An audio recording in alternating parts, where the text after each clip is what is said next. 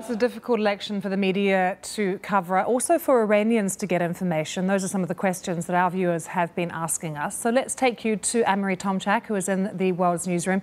She's with our team who are following the elections incredibly closely. Lots of people also wanting to know, Anne-Marie, just what role social media is playing in these elections too.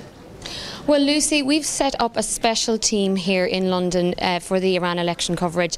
Now, the reason behind that is because the BBC has faced some restrictions on reporting in Iran itself, but we do still need to cover the story, so we'll hopefully be able to fill you in a little bit about the social media reaction. And I'm joined here by Naseem Hattam. Naseem, you are running the election desk here. Can you just tell us a little bit about how the desk works? Yeah, sure. On a special sort of news story, such as the Iran election, we set up special desks, and we're working with many colleagues here, with Richard Galpin from the World Affairs Unit, Kasra Naji from BBC Persian, and our aim is to provide fair, quick and impartial news across TV, radio and online. And for that we have my colleague Mariam here, who's our BBC Persian interactive producer, and she can tell you a bit more about how we're dealing with that on that side.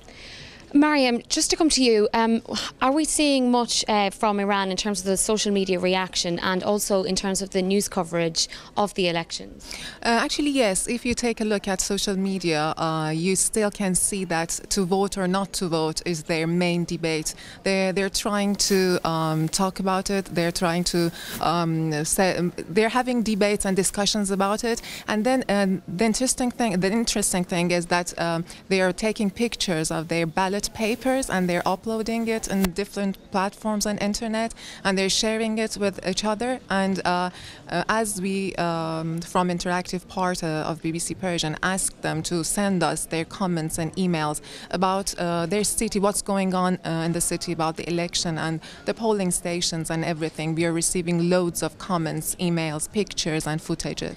Mariam, you're receiving those comments despite the fact that we're getting reports that there are restrictions on internet access in Iran during the election period. Although it is there is some restrictions, and the speed of internet, as our audience say, it's too low, but they can deal with it, and they have proxies and anti-filters and such things. And we have another comments from another audience named Ali. He tells us that everything seems okay and they can use internet and they're surprised.